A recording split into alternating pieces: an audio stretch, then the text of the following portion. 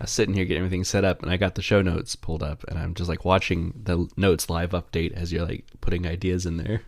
It looked for like a second you had something you wanted to say about SSDs, but then you changed your mind. Yeah, it's not much of a topic. I'm just trying to upgrade the SSD in my MacBook Pro, and it's proving to be a real challenge. I'm putting it back in there now since we're already talking about it. Move it up to slot number 1. Done. All right. So tell me about the SSD then. Well, I got this MacBook Pro only a few months ago, if that, and it came with the 256 gig, and I just had in my mind that I'd upgrade it to at least a terabyte. So bits and pieces have come from all over the world. I got a Western Digital 1 terabyte stick from Amazon US, so that took a while to get here. And then they don't natively go in the MacBook Pro, so I had to get a little adapter from who knows where. I think I bought that on Amazon US as well, though. Okay. That turned up. But it turns out the hardest part is just trying to download Catalina. That's been a real challenge. I've tried maybe close to a dozen times to just get Catalina downloaded. Doesn't matter what internet connection, what computer, what method I use. I can't get the bloody thing downloaded. What's the issue? I just get download errors. Oh. It'll download like a couple of gigabytes, and then it will jump suddenly from like 2 to 3 to 4 gigabytes, and then spend another hour, and then jump to 8, and then just say download error. So something is corrupting. Are you trying to create a bootable installer on another Mac, or are you trying to download it directly with like the Internet Recovery tool? I have done everything. My first port of call was just to go to the App Store, search for Catalina. It then opens System Preferences and it downloads it. That wouldn't work, although apparently that doesn't work anyway because that download doesn't give you something to create a bootable USB anymore. Right. Did you know that? Is that true? Yeah, I was aware of it because I kind of had to work with that when I was patching my Mac Pro. That's annoying. But anyway, some guy has made a tool that lets you just download it. I tried that. It didn't work either. It would just give a download error, similar sort of thing. I tried in Internet Recovery mode, download errors. I tried on a different Mac, exact same thing. And of course, I tried on a completely different internet connection. I just tethered my phone and the same thing. Actually, I even tried changing DNS servers and stuff so it would like try a different CDN server and got the same thing. So this seems like an Apple problem then? And not... It certainly seems like it to me. Right.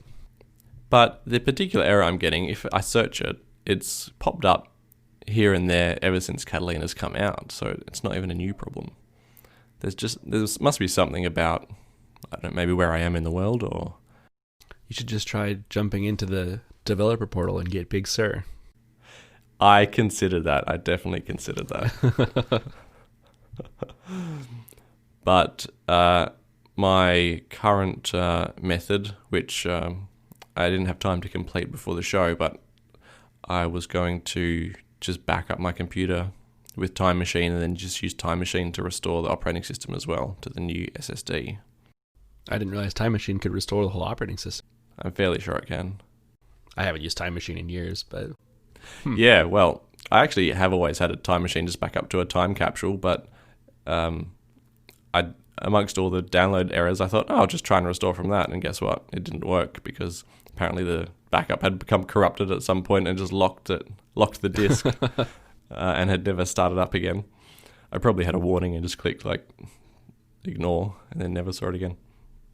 See, when you say Time Machine, this is how long it's been. When I pictured Time Machine in my head, it's like Snow Leopard Time Machine, where you can invoke it in any window you're in, and it like throws this Finder window up into like this floating in space scene, and there's like an infinite timeline of the window behind it. You can go back in time.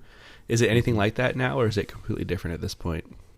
I think it's exactly the same, except you don't have the stars in the background like you're off on another planet. But that's the method you will use if you're restoring like particular files from a certain date in the past.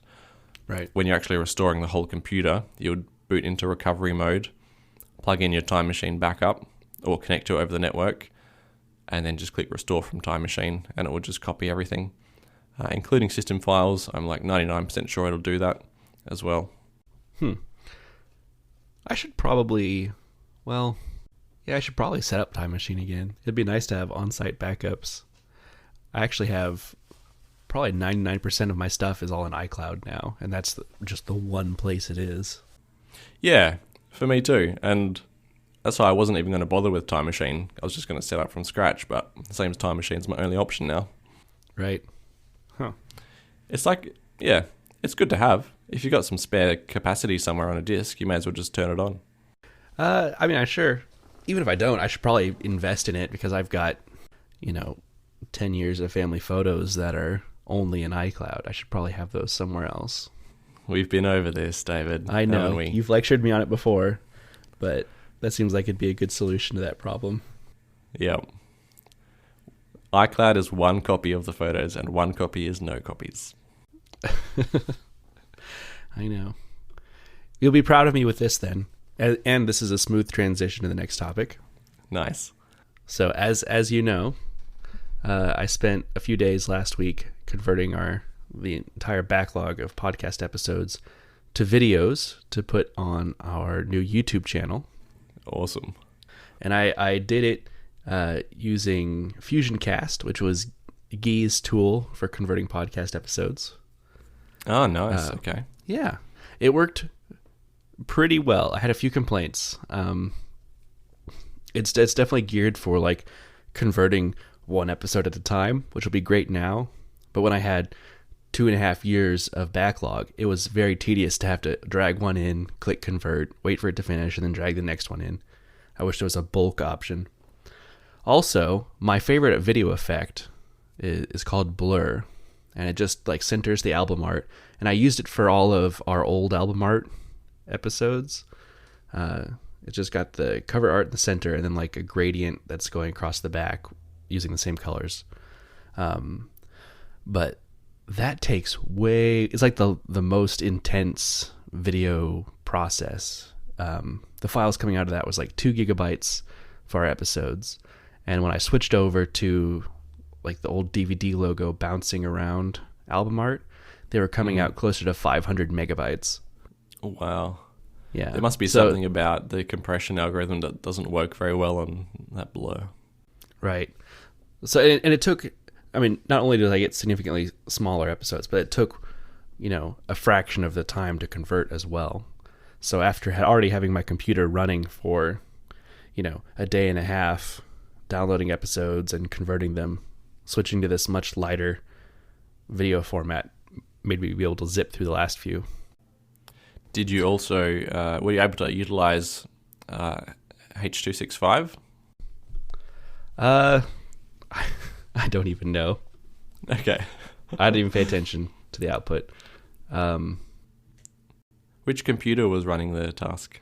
So this is my iMac. It's my podcast computer. Mm-hmm. So it's got an i5-6500 in it. It's from 2015. But anyway, back to my why you'd be proud of me. So the first thing I did was I put them all I have got like the podcast folder on my iCloud, and they all went in there. And it ended up being over 100 gigabytes. And I noticed immediately that even with my optimize storage turned on for some of my Macs, like the developer transition kit, specifically developer transition kit, I found that its hard drive was full because it's optimized. It's not downloading more than it can fit, but it's downloaded everything it can fit. Okay. So I was like, well, that's frustrating. Maybe I should move these somewhere else. I'm not going to need access to all these old videos very often. So they're living on my actual iMac's SSD. They're also on my 3 terabyte drive in my Mac Pro. And they're still in iCloud, because then I realized that I've got 2 terabytes of iCloud storage, and I shouldn't I shouldn't throw a fit over 100 because I still have 1.5 TB that's unused that I want to use at some point. So Apple's just going to have to figure out how to manage storage better, and I'm not going to worry about it. So this is back on Apple. Right. Well, yeah, well, you got lots of copies of it. That's good to hear. And Yeah. YouTube's also got a copy, I guess. That's true too, yeah. You can always download the original file from YouTube. That's a thing. Right, yeah.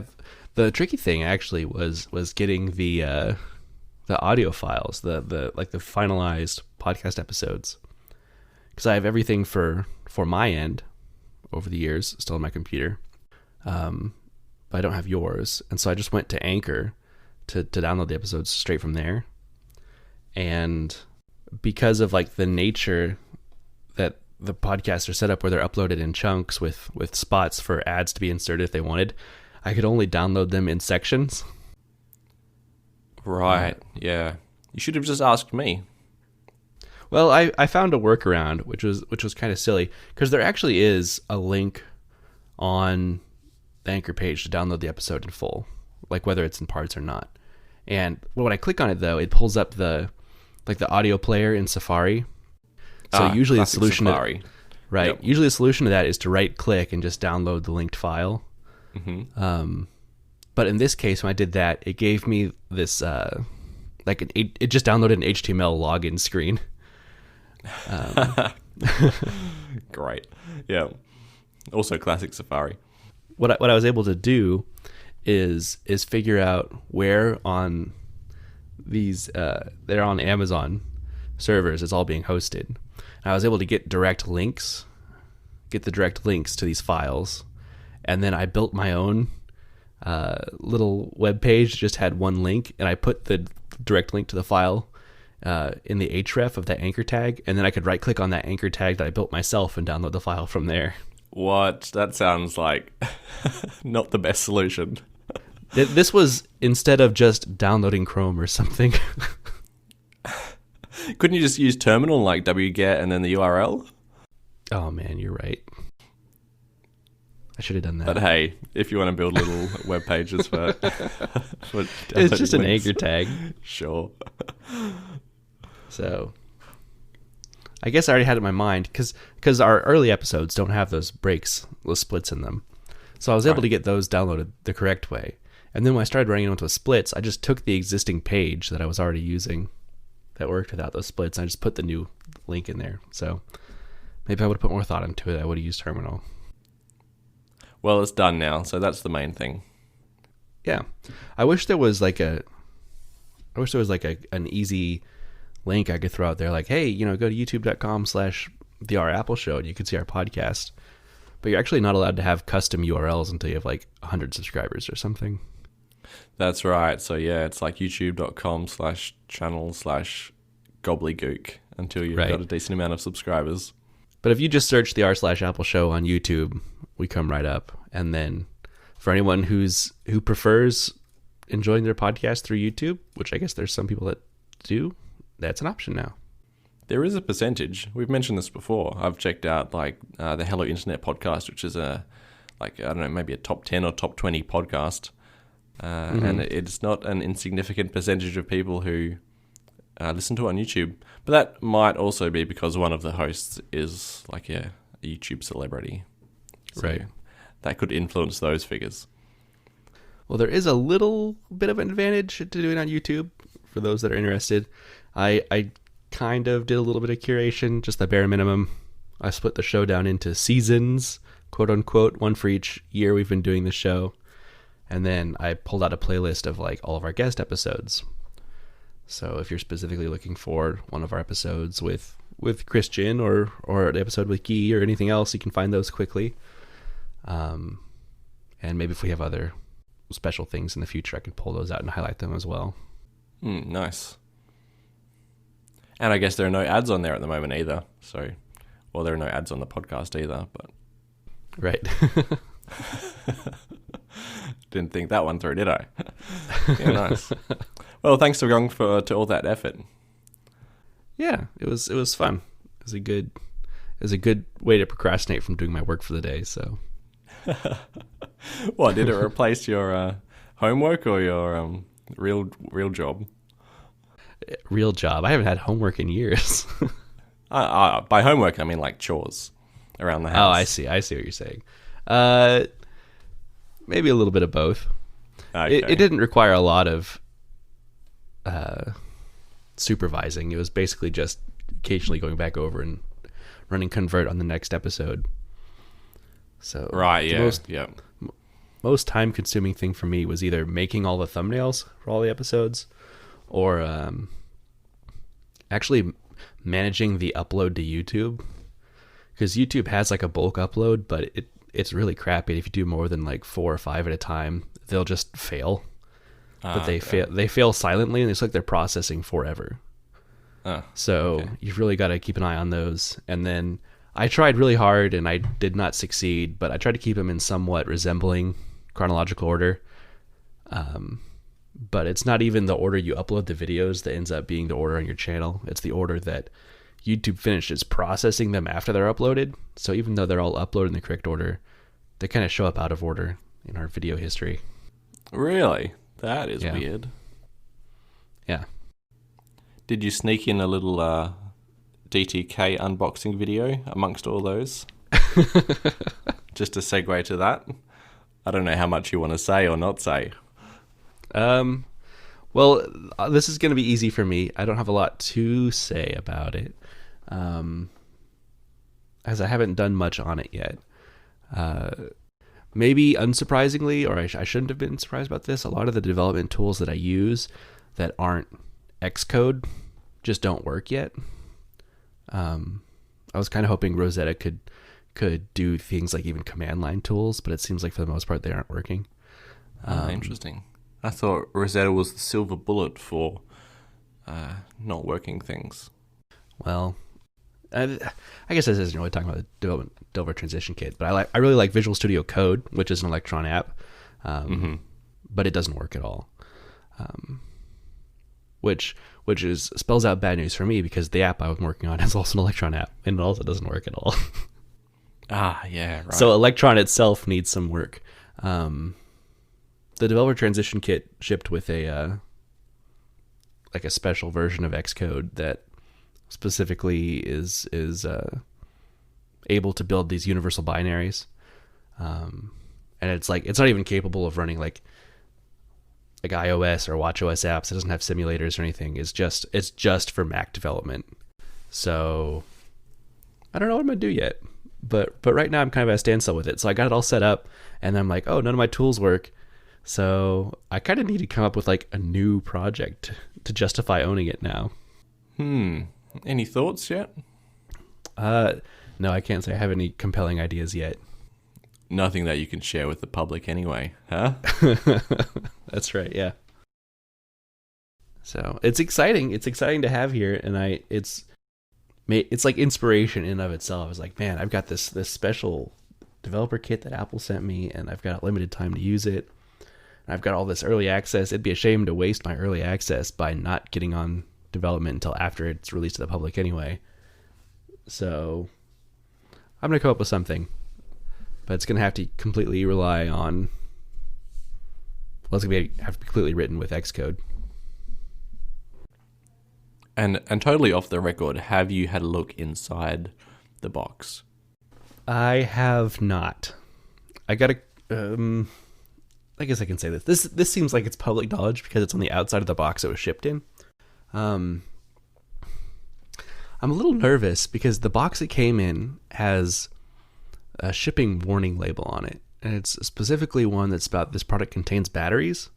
And I don't know why the Developer Transition Kit would contain batteries unless it's got some kind of maybe relaying back to Apple its location or the status of whether someone opened it. I don't know. Also, I haven't owned one of the newer Mac Minis, and so I was not aware that it's a little trickier to open up than past ones. I did try to twist the bottom off a little bit just to see if it would pop off easily. It didn't easily pop off. Oh no, oops, it came off. Now I got to see what's inside.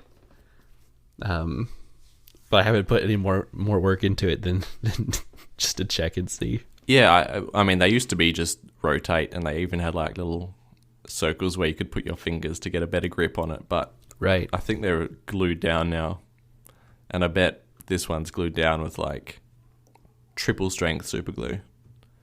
Yeah, at least. So, I don't know. I'm kind of really hoping someone else posts like something about the inside of the computer, because I'm very curious about what it looks like in there, even though I'm not going to see much besides a motherboard. But I don't know. I might be forced to if no one else does. I'm sure there'll be someone that does, no doubt. The battery thing is interesting though. Right. Maybe it's like just a tracking thing. Could be. Or maybe it's nothing. Maybe they just slapped the battery thing on the side because it contained just general electronics, but they don't usually do that. So I don't know. There's no like CMOS battery or anything. That's like way old technology. And you wouldn't even need a warning really for a little watch battery type thing. Right. Yeah, this is like lithium ion battery. Ah. Is there something about the A12Z that expects to have a battery? Oh, maybe? I don't know. See, now I'm more curious. Like, is there a battery in there? Yeah, we should probably not talk about it too much more, hey? Yeah. Yeah. I'm just surprised iFixit hasn't gotten one already. I don't want you podcasting from jail. Although there are people that do, I discovered during the week. Really? Yeah. I think it's the latest episode of the Criminal podcast was produced by someone plus a prisoner in a prison. How does that work? I think this person just goes into the prison and Okay.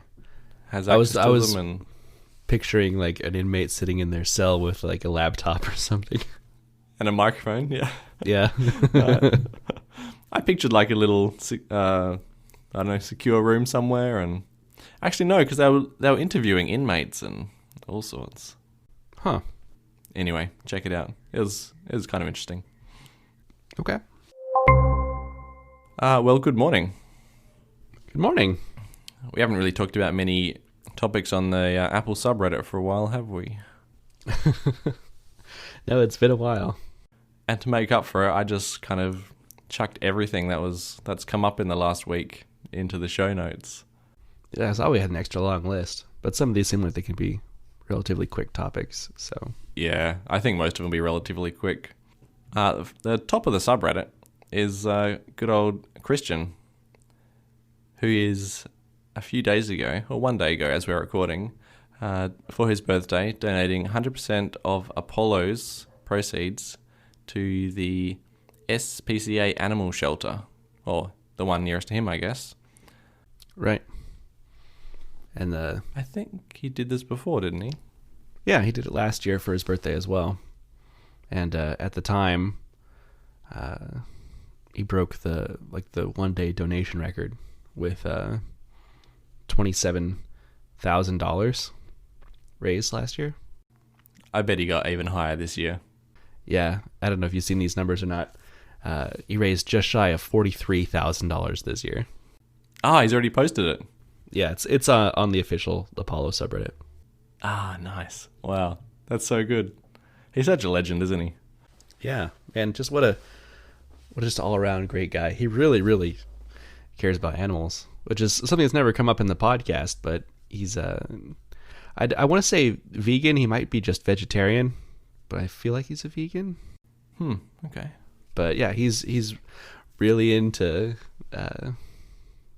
protecting animals and yeah, just a good guy. Nice. So there's a new secret icon that I think you have to buy the SPCA pack for. As a result of a Twitter thread that came about a couple months ago. I don't know if you saw this. He was working on icons for the media player for different speeds. So you like normal and slow and fast playback. Mm-hmm. And for slow, he made a custom like line art sloth that it was pretty good. Like I couldn't have done a better line art sloth than that, but but he was apparently a little embarrassed by it. I think he ended up going with a turtle or something. But after that, there was a large outcry, at least on his Twitter. I don't know if it made it to Reddit or not, to bring back the sloth. And so now, the same way you unlock secret icons for like ATP, you can type sloth in there, and you get this little line art sloth as your icon. Nice. And what is it about all the money going forward goes to the animal shelter as well? Is that if you're using that particular icon? If you purchase the SPCA animals icon, wallpaper, and photo album at any point here on out, that money will go to the SPCA. Gotcha. So, and it seems like any app renewals on his birthday as well. So anyone who subscribed to Ultra on his birthday last year to support had their subscriptions renew on his birthday again this year, and that money also went to the SPCA. Ah, nice. Yeah. So he's totaled just over $75,000 donated now in the last 2 years. Wow. That's crazy. I mean, that's awesome for him. That also speaks really highly of this community. It's incredible that a community just around a Reddit client would be that generous. That's really awesome. Right. It's just an app, right? Right. How many subs does that subreddit have? Let's see. Whoa, 382,000. That's a massive community. That's true, yeah. No, he's done really well. He's fostered that through hard work and just being a nice guy. Yeah, and just being very attentive to the subreddit, right? And listening to user feedback. And he's on there every single day answering questions or taking feature requests, and so that's really awesome. That's something you don't get with almost any other app.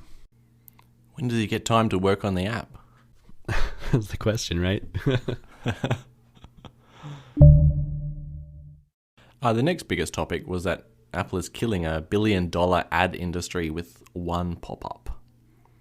And the top comments on the thread are pretty funny. From Bez Noggum. Kill $1 billion ad industry with this one weird trick. And then DKF1031. Advertisers hate Tim Cook.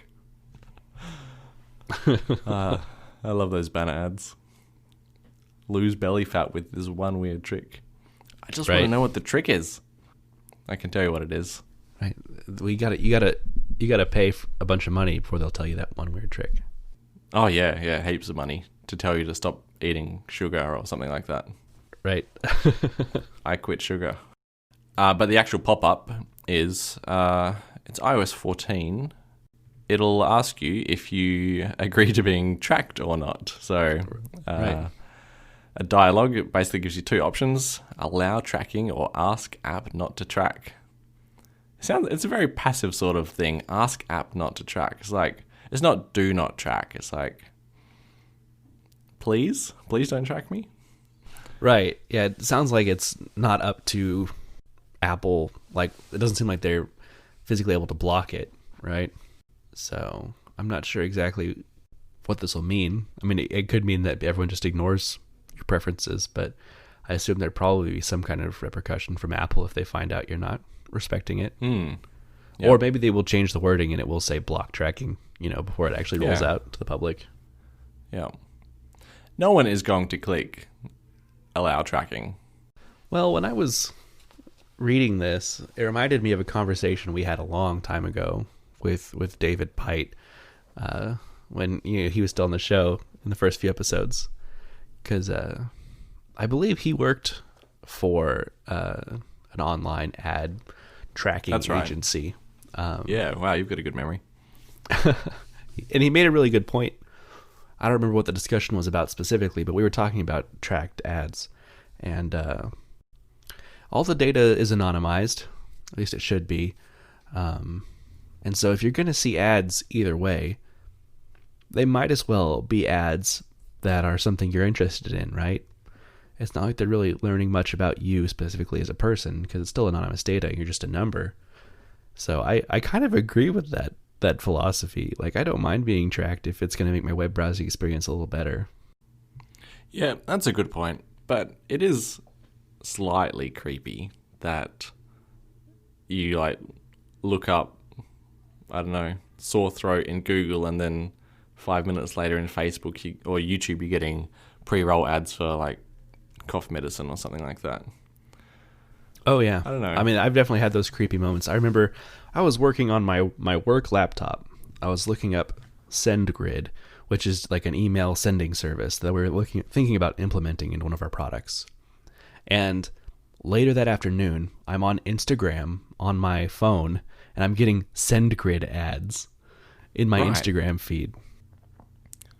See, can that actually be anonymous? I am highly skeptical that it's anonymous, especially when it comes to Facebook and all their properties. Yeah. Facebook is notorious for not caring about privacy at all, right? I mean, Facebook will even like link what your friends are looking up with you, and then try and work out something to target you with, just based on what your friends are doing. Right. Can that be anonymous when you're talking about that? I mean, what does it mean to be... Let's talk about worst case scenario. It's not anonymous, and there's a database on Facebook's campus somewhere that says jamesvdm... I don't know. I just said your username. When James searched for this topic at this time. What's wrong with saying my username? I say it every single show. Well, I know, but when I tell someone I'm talking about you as a person, I don't reference your username generally. Okay. Anyway. So it says... All right, Jellywick, go on. So it said James searched this on Google at this time, or James was on this webpage at this time. What does that mean in your life, even if that is exactly how it's being saved in their databases? Are you asking me what does that... Well, it's creepy, right? But yeah, it doesn't change anything. It doesn't change my behavior. I mean, this is the worst argument. If you have nothing to hide, you have nothing to worry about. Like, that's not a good argument against privacy. But actually, I don't know where I'm going with that. Well, what if they stored all that information, everything ever? I mean, Google does, don't they? But then your account was compromised, and then someone had it all. Someone knew exactly what you've searched every minute for the last 15 years or however long Google has existed. Right. And then you're a public figure, and I don't know, you looked up something weird once, and suddenly everyone knows that you looked that up. Okay. Yeah, when you reframe it in the context of a public figure, that makes more sense. I was like, me in my life, myself, I can't think of what difference that really makes. But yeah, that's true. There's a lot of really important people that your search history can tell you a lot, actually.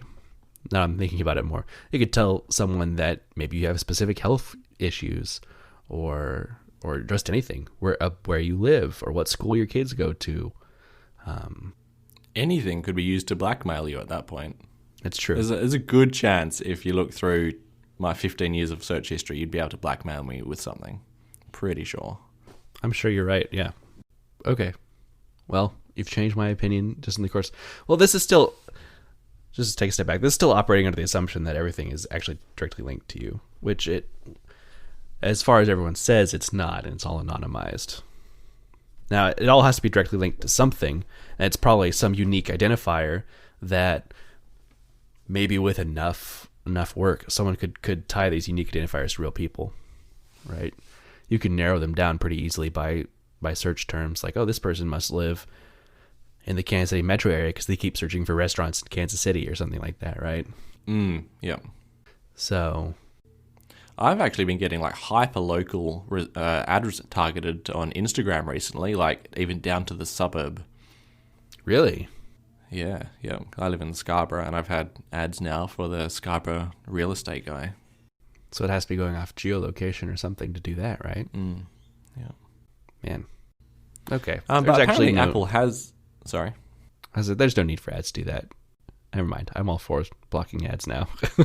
Okay. I'm glad to change your mind. Uh-huh. Apparently, Apple has replaced or given advertisers an option, though, with actually a private framework, of which I know zero about, except that it exists. And yeah, it's Apple's privacy-focused alternative. So I assume at that point, then it's kind of like you're signing with Apple, right? Where Apple knows who you are, but they're relaying to these ad agencies, like, again, just some kind of random identifier. And then they want to say, I want to serve this ad to this identifier, and Apple then ties that back to you and serves it to you. Imagine it works just like that, yeah. Yeah. I mean, they've been successful in the past. They've got Sign In with Apple that does exactly that, and it works great. They've got Apple Pay, which is basically just that, generating a random card number and then associating it with your card at transaction time. So I trust them to handle that well, and I'd prefer that than nothing. My personal experience with both those things has been subpar, I would say. Really? Yeah. Firstly, Apple Pay, when it's built into a website, never works for me. Huh. It gets to the processing part, I authenticate on wherever, phone or watch, and then it just gives an error. So I don't think I've ever had that work. Interesting. I've never had that not work. And secondly, I had a bad experience with Sign In with Apple recently as well, because I got this air purifier from Xiaomi, and you have their app, which gives you the option to sign in with Apple, because you have to create an account to manage your air purifier, apparently, which I did because Xiaomi's Chinese, and I was like, well, I'm going to be as anonymous as possible, even though I've got one of the devices in my house. So I signed in with Apple, but then later I wanted to link my Google Home to the Xiaomi account. But guess what? When you try and link it, the only option is to use your Xiaomi login to link them. You can't use sign in with Apple to authenticate the air purifier to the Google Home or whatever. So yeah, doesn't quite. It's not smooth sailing just yet.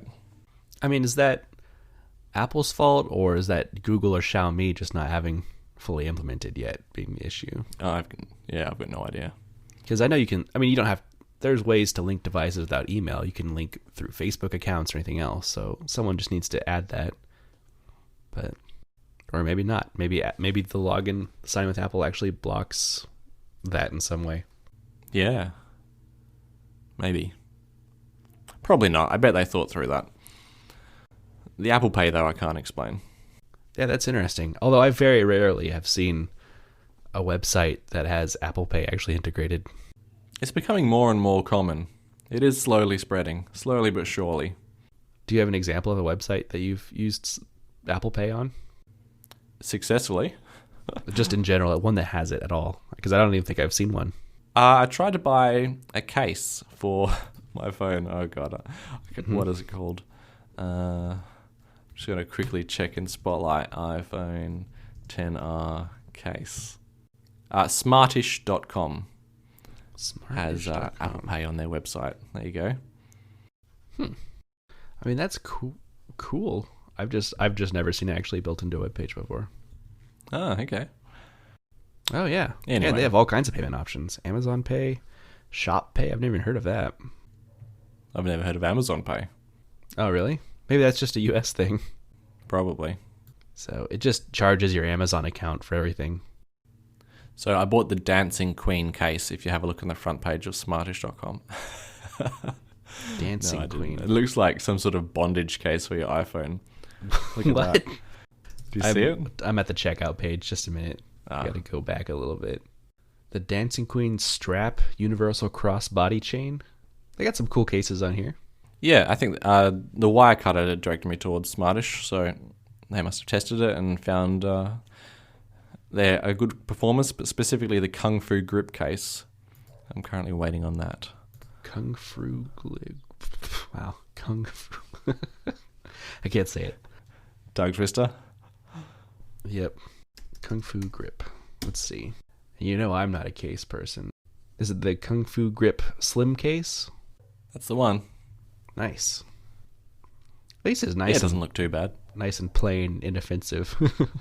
That's right, because Apple only makes a clear case for the XR. They don't make any other coloured cases, which is what I'd normally go for. I think I've had an Apple leather case on oh yeah, all my previous phones. but Apple doesn't do it for some reason. It's like the 5C. Remember, the only case you get for that was like the ridiculous one with a bunch of holes in it. Right, yep. So they like to show off their colorful phones, I guess. Yeah, that's it. Anyway. How are you enjoying the classic alert sounds in Big Sur? Sorry, that's the classic alert sounds have been replaced in Big Sur. This is actually one of the first things I noticed when I was setting up my transition kit. It's still my only computer on Big Sur at the moment. But yeah, everything sounded different. And so I just hopped into the alert sounds in system preferences and just went through them all. I like them, I guess. I don't know. I don't really have much of an opinion on them. Me neither. I wasn't disappointed that any of them went away. I was happy to see that they didn't keep the sound exactly, but at least they kept the name So Sue Me, because that is very old. Do you know the backstory well enough to relay it? Oof. I can try. Have a go. So when Apple formed as a company in the late 70s, there was already Apple Records, which was the Beatles record label. And there was a little bit of an argument about whether or not they could take the name Apple. And the agreement ended up being that it was fine for them to use the name Apple as long as they never got into music. And that wasn't an issue for the first, 5 years or so until the Macintosh. And this seems silly. I don't even consider this music. But when they were making alert sounds, and they actually had like sound engineers and stuff, there was some kind of challenge around it. I don't remember exactly what it was, but they're like, you guys are doing audio stuff, so this is becoming an issue. And one of the engineers named one of the sounds So Sue Me, stylized in spelling or misspelled or whatever. And that name has just stuck around ever since. And of course, the battles have gotten worse since then, because Apple actually did get into music, and there was some kind of payout or something, around the time that iTunes became a thing to really settle things for good. Yep. According to Saidoga in the comments, Apple used the CSS class name Sosumi for formatting legal fine print on Apple product web pages as well. That's great. That's one of the last little playful things. I don't want to say the last playful thing. It's one of the first playful things Apple ever did. It's cool it's been stuck around for that long. Well, the new sounds all sound fairly future-y. They're not bad. No, yeah, they're fine. They're inoffensive. Yeah, exactly. I think I'll miss Glass, though. Classic Glass. I really like Breeze. That's my favorite new one. But the problem is, and I rarely ever change system sounds, is like you only ever hear them like, oops, I pressed the wrong key, so I got a little beep or something. Yeah. And so I always want it to be like a little short. I mean, it is. Whatever their default sound is really short, like just a little beep. I think it's called boop. Which as a sound on its own, I'm like, well, I prefer Breeze a lot more, but I don't want a half-second sound playing every time I mistype a key or an error pops up, so I never mess with it. Right. Just leave it, the boop. I didn't even recognize most of the original sounds. Yeah, I very rarely heard any of them. And I've certainly never gone to change them. Right. The only time I mess with sounds is to turn them off. Yeah, for the most part. Have you updated all your devices to iOS 13.6 today to get that sweet and narrated Apple News Plus audio? I'd have to downgrade all my devices. They're all on iOS 14. Oh, of course. Even your daily driver. Yeah. What, are you not on iOS 14? No. I'm surprised. You're missing out on widgets. Oh, well, we're still on public beta 1, are we not? I don't know. I'm on developer beta 2, but I don't know if a new public beta has come out or not. Yeah, I think the public beta sticks behind maybe one release. It's a little too early in the game. That sounds right. Yeah. Okay. Fair enough. But you're right. Previous years, I have been like right there, straight after WWDC. Right. Every year, though, I just leave it a little bit longer. Well, I haven't had any issues yet, so if that speaks for anything. At least no issues that have actually affected my day-to-day usage. I mean, I've definitely encountered plenty of glitches, but... I've definitely heard that there are issues, though. Right. I can say, like, things like the widgets are still pretty broken. Like, sometimes they don't load in at all, or sometimes they get frozen, or... But nothing that, like, affects making phone calls or sending messages has come up yet. So, fingers crossed, things are... back to... Yeah. Nope. I was saying, fingers crossed, things are good with Big Sur as well, because I really want to put it on my podcast Mac. Because I was really hoping the developer transition kit was going to be my one Big Sur Mac, and I could work on Mac apps or iPhone apps, whatever. But since it only is able to do Mac apps, I need another Big Sur computer to work on stuff for the iPhone and Apple Watch. So Yet another computer. Always looking for excuses, hey? I just want to put it on my podcast iMac so I can work on that. But it's got to be stable enough to sit here and record audio for an hour or so at a time. Yeah. Which Catalina was not. Maybe some sort of dual boot setup? No. Ooh. Maybe. That seems possible. I've got a terabyte drive in here. I could easily split off 500 gigs. I don't have anything on this computer, so I could easily take half of it for a different OS. It's smart.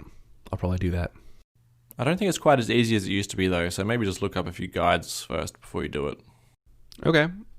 I mean, in my mind, I would go into disk utility, and I'd partition the drive, and then I would reboot the computer, Command R into the new partition or whatever, or actually I'd go into the whatever internet recovery tool and download the operating system onto that new partition. Is that not the gist of it anymore? I think APFS introduces some complexities to that, and also Big Sur has some sort of issues with Catalina boot volumes, Catalina disks being mounted at the same time as it's running. Oh, okay. Yeah, I'll have to look into it. Remember, do you listen to the Accidental Tech podcast? No, I don't. Okay. Oh, one of the hosts there was trying to do similar and experienced a few little hiccups. So maybe find out what those are first. I just need another Mac now. You're right. I need another Mac so I don't have to worry about this. Yeah. What don't you have? So you've got a Mac Mini, you've got an iMac, you've got a Mac Pro. You've got to catch them all, so to speak. So I don't have any laptops right now. You don't have any laptops at the moment? Not any modern ones. No, well, I've got like a PowerBook G4. Oh yeah. There you go. Think PowerBook G4 is going to run Big Sur? Sure, why not? What is the latest OS for PowerBook G4? Leopard 10.5. Yeah, that was the last one that supported PowerPC chips. Yeah. So, but you really want to run like Tiger or something, because the G4s are kind of chug on Leopard. Okay.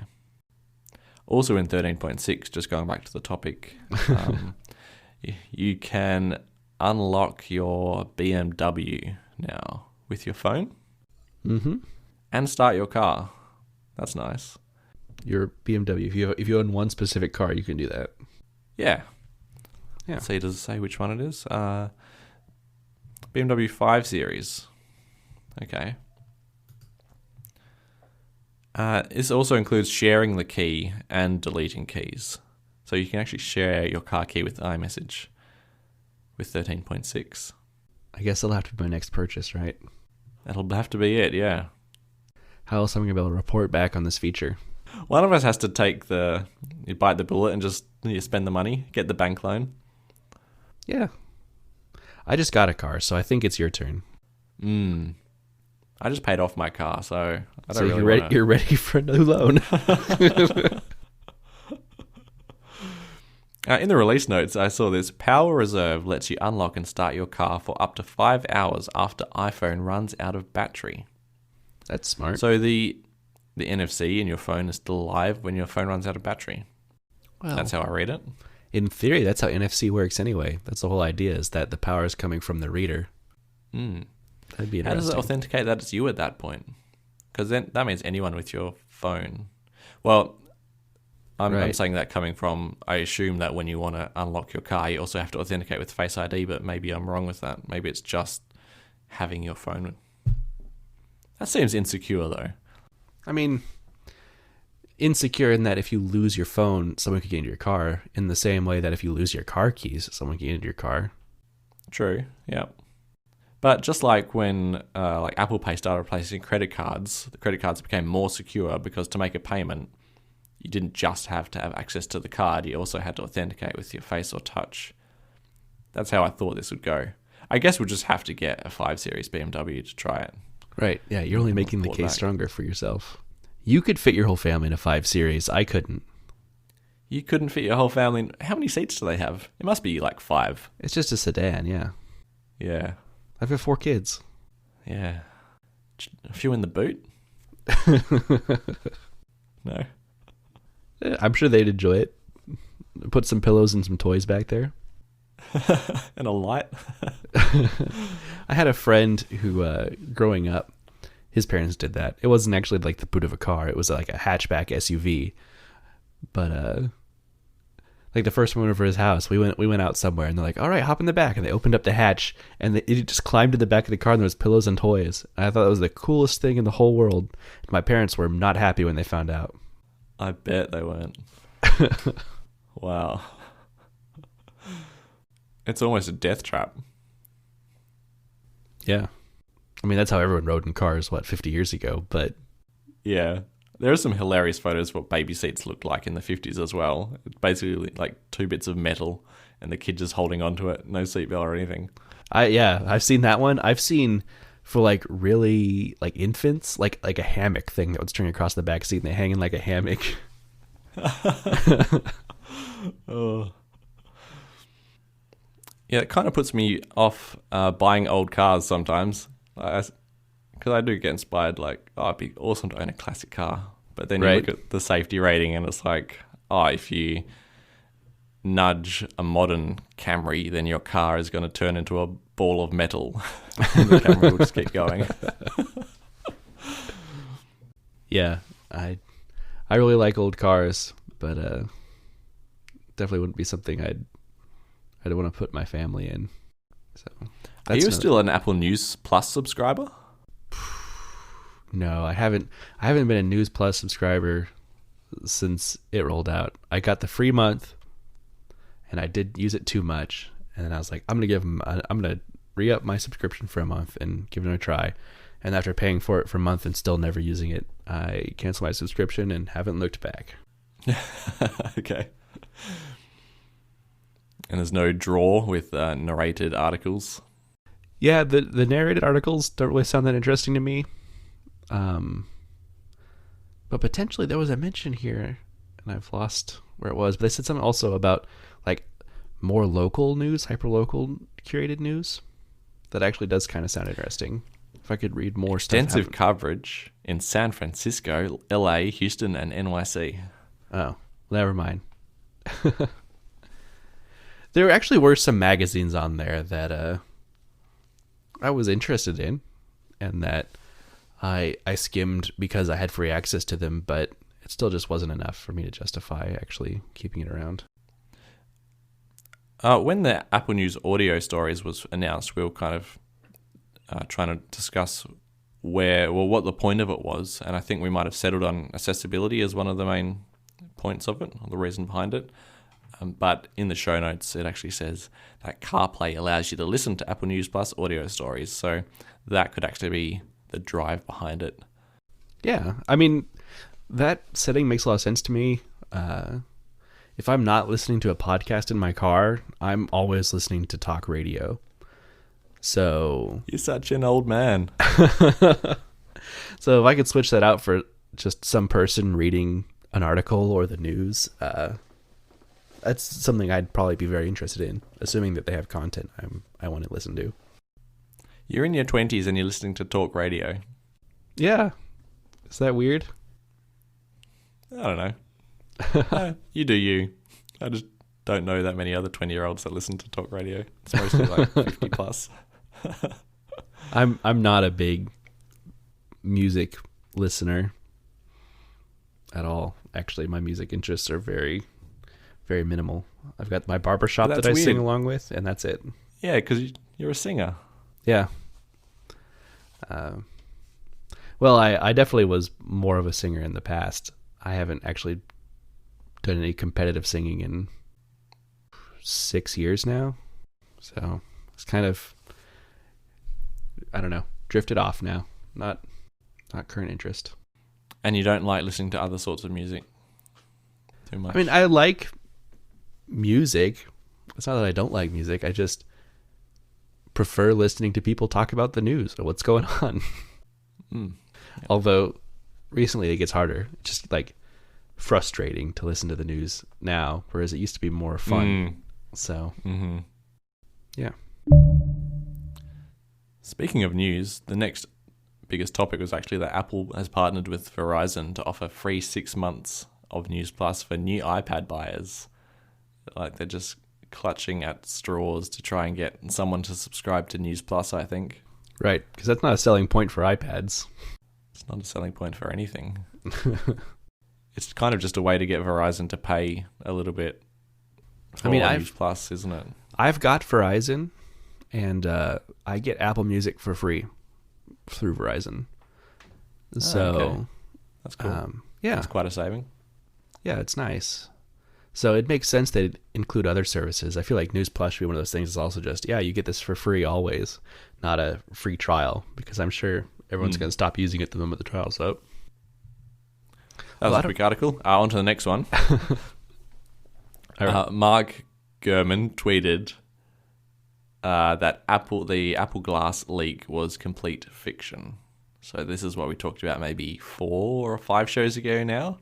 Right. And we just went on the premise that it was real and discussed Apple Glass, but the actual content was originally created, by John Prosser, who maybe his 15 minutes of fame has come and gone now because he seemed to get a lot of things wrong. And Mark Gurman saying that this was complete work of fiction. Yeah, imagine like all of this was orchestrated by Apple. Like they were leaking a bunch of false, not outside the company, but leaking false news about Apple Glass just inside the company. And so they could tell who was talking by which stories ended up getting told. That's a good theory. That also lines up with John Prosser saying that his source had gone away. I'm not sure what the wording was, if it was left the company or been discovered or something, but yeah, he said something to that effect a little while ago. Right. I think he said that specifically in relation to he had announced that it's going to be called iPhone OS. iOS would be rebranded to iPhone OS. And then when that didn't happen, he said, "Oh, my source was found out," or something to that effect. So, well, you could also say that's possibly fiction as well. Right. But I prefer to go with your theory that Apple is purposely leaking all this stuff to specific channels to find out where the leak is. Right. Yeah. John Prosser had a good couple months where he was like accurately saying, like, on this day the SE is going to come out and things like that. But since then, he really hasn't had any successful predictions at all. He said things about like iMac coming out in WWDC, and that didn't happen. And then, of course, the AirPods at WWDC. Yeah, the iPhone OS thing. So I don't know. I think whatever that one source was, either started getting bad info or he didn't have one at all and was making stuff up. I don't know. There's that weird thing about Xcode and Final Cut Pro on the iPad. That never really made too much sense. Yeah, neither of those things were mentioned at all. According to DC Spidey4 in the comments, he actually got the iPhone SE release date wrong. So maybe he made a couple of predictions for that. Oh, really? I thought that was one of the ones he had right, but it's been so long now that the whole year is blurred together at this point anyway. little too bad. I would have loved to have a Steve Jobs Heritage Edition Apple glasses. Although, I don't know how at all you could fit anything resembling AR technology in Steve Jobs' famously thin frames. So, not for another 50 years, probably. Right. That should have been obviously false. Actually, the biggest news in the last 24 hours is that Apple has committed to be 100% carbon neutral in its supply chain. So they have already reached 100% carbon neutral for, I guess you could say, head office Apple. Right. And Apple stores, I think, are also already carbon neutral. Mm-hmm. But they have even bigger goals now for the entire supply chain and products to be carbon neutral by 2030. Quite ambitious, you have to say. Yeah, that sounds like a big investment in a lot of other companies all over the world to make that happen.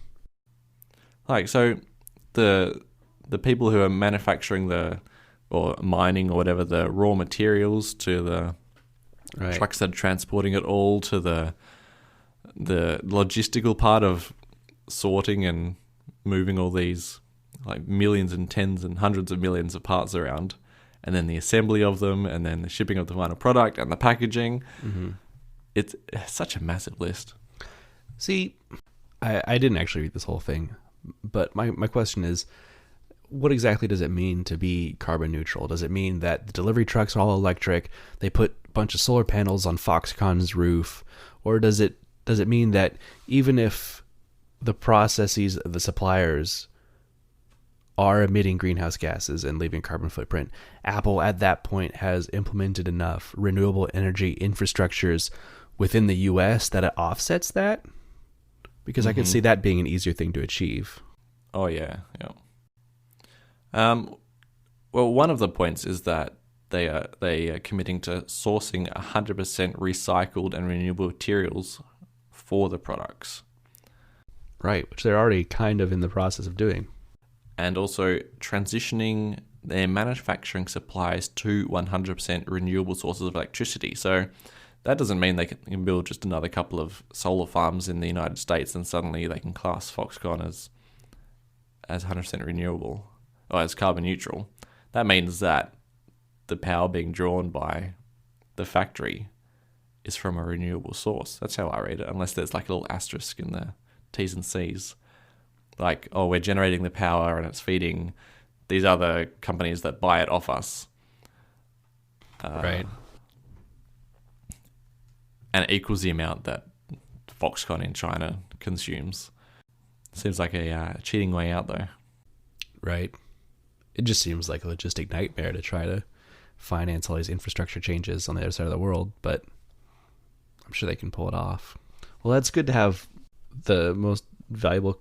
Is Apple still the most valuable company in the world? At least one of.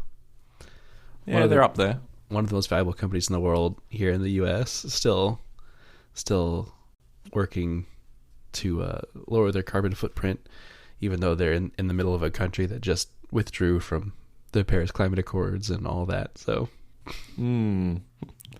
well, a shining light.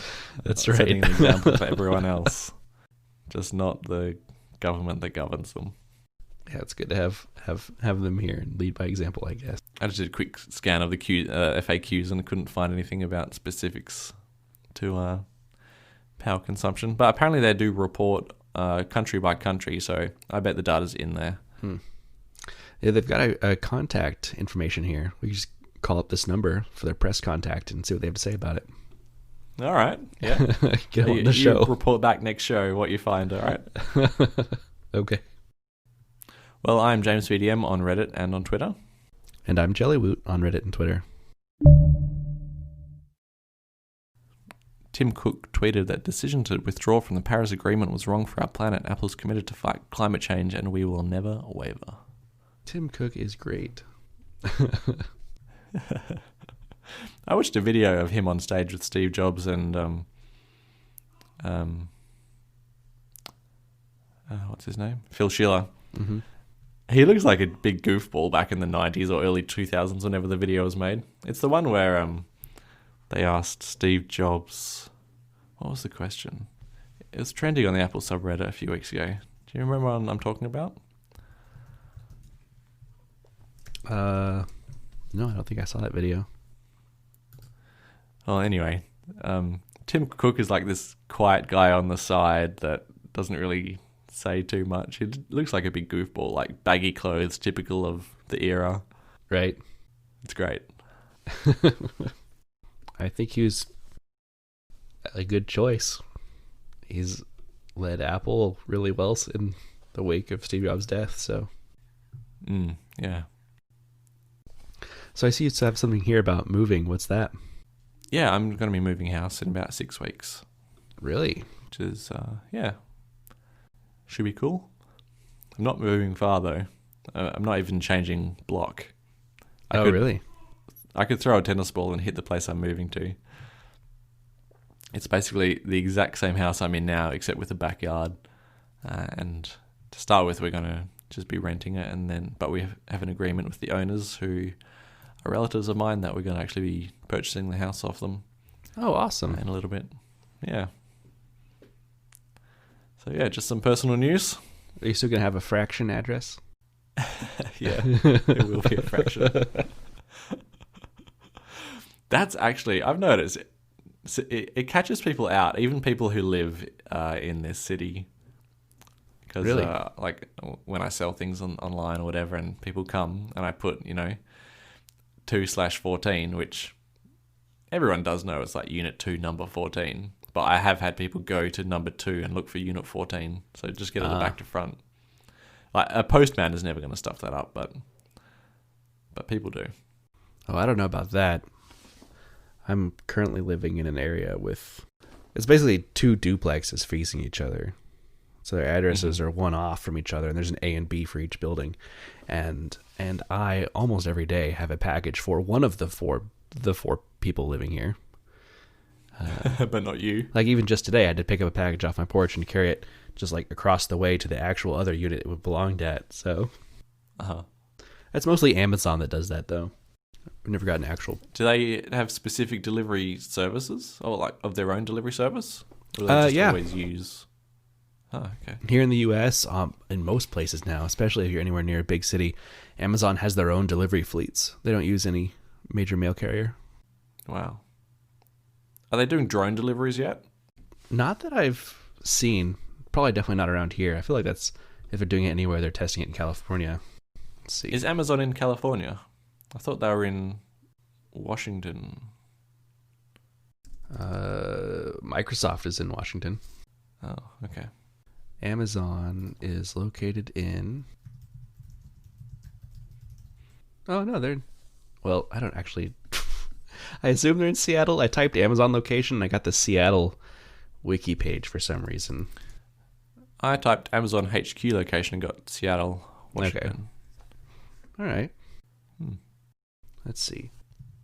Everything you can see about Amazon Prime Air on the Amazon website says it's a future delivery system, so I don't think it's actually being used yet. It's just an entertaining tech demo then for now. Right. Yeah, Amazon's be the new Google, and they're going to put out fancy videos and never have a product. Who's the AR company that did that? Of VR, was it? The VR company? I'm not sure. What are they called?